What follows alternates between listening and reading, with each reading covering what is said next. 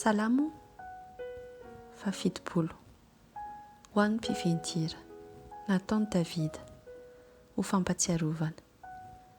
Andriamanitro fangana nafakay, Andriamanitro fangana monjy ahy. Aoka homenatra sy angay ahy izay mitady ny aiko. Aoka hiambo sy ho afa-baraka izay faly amin'ny manjo ahy.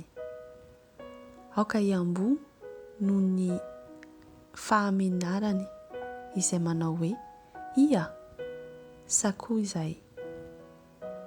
Aoka hifaly sy ho ravoravo aminao izay rehetra mitady anao.